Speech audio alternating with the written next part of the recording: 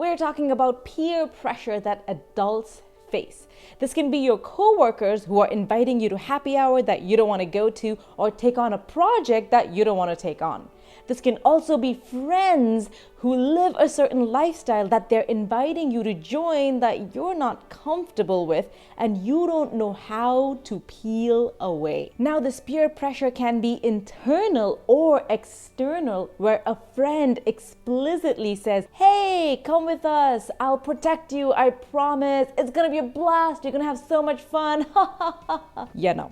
Or it can just be something in your head. You're just making this up, like, oh no, they're inviting me and I keep saying no. And if I keep saying no more often, I'm gonna lose these friends. Oh no, what am I gonna do? How will you tackle this pressure, whether it's personal or professional, whether it's internal or external, whether it is explicitly said or implied? That's what we're gonna discuss today in this video, and the biggest mistake you're making. Yes, you are making this mistake. I guarantee you that. So what is it? What are we going to do about it? What we're not going to do about it? And a shocking fact about your brain. I'm going to reveal that to you. That's going to just blow your mind away. All of this coming right up.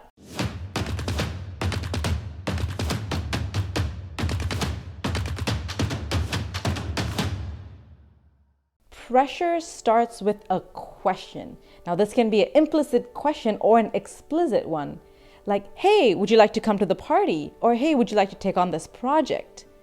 Or it can be implied, where someone says, I was thinking of assigning this project to you. Now, that's not a question, but definitely implied. So, what are you going to do about it? The moment you feel, that feeling, I really don't want to do this or take this on, here's what you're going to do. You're going to say no. Yes, that's it. It's just that simple. You're just going to say no.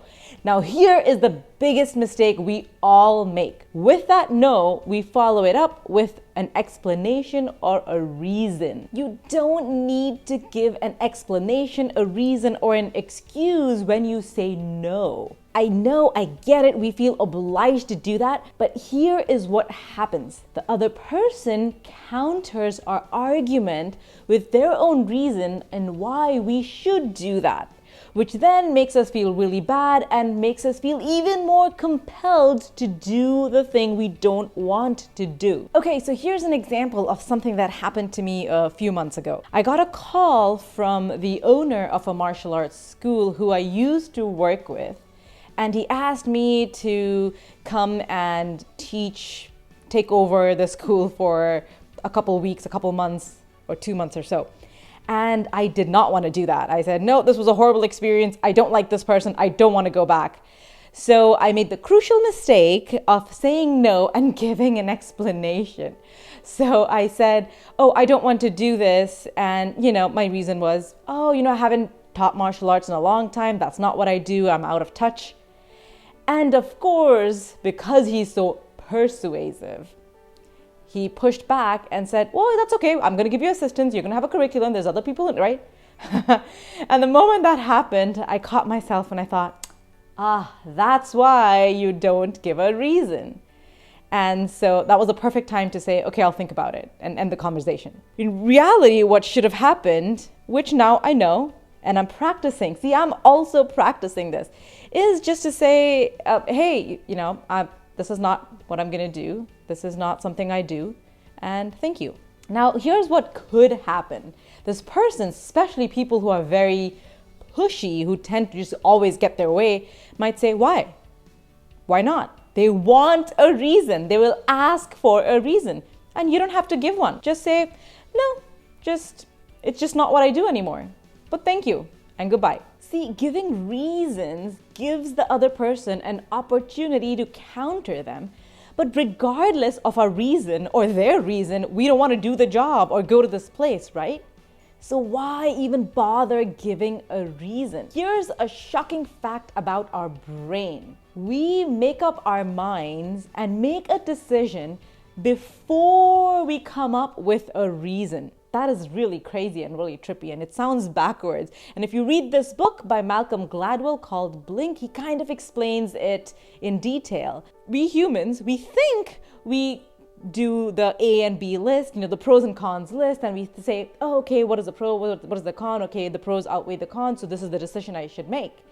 In reality, we have already made the decision, and we are coming up with the pros and cons list to support our decision. So if I have decided to vote for a Democratic Party, I'm going to have more pros on the Democratic side and then say, see, clearly I should vote for them.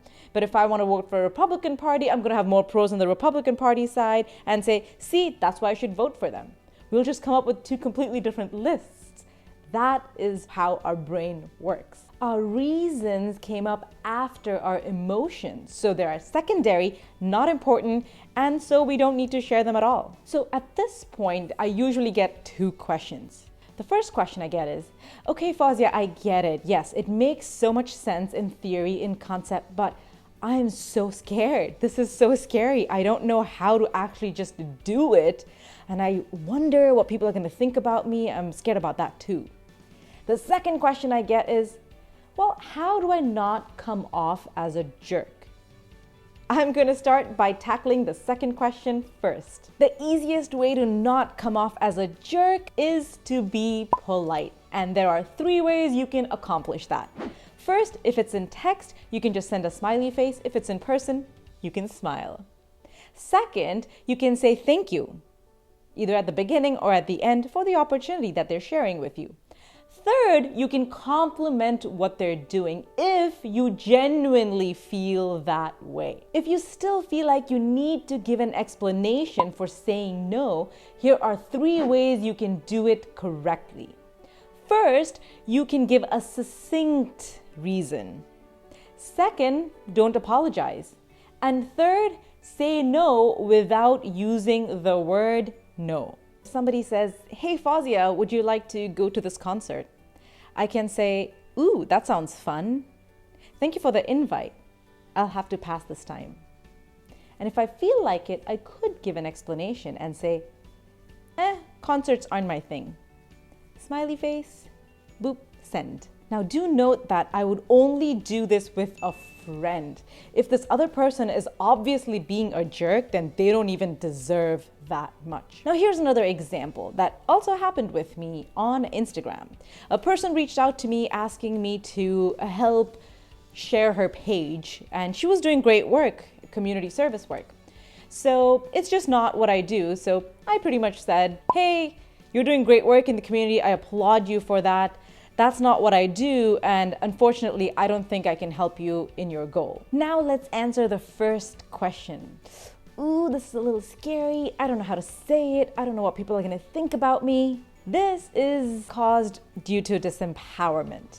I have a set of exercises in our Black Belt program which walk us through rewiring our brain, improving our self-worth, and enhancing our self-esteem so that we don't have to feel this way, so that we don't feel this way, and it's easy for us to speak our mind and stand up for ourselves. You can get this program for free for 1 month. Yes, I'm giving 1 month of training for free. The link is below. It's only available for a few days, so make sure you get it before the link expires. So what's the one action that you're going to take today?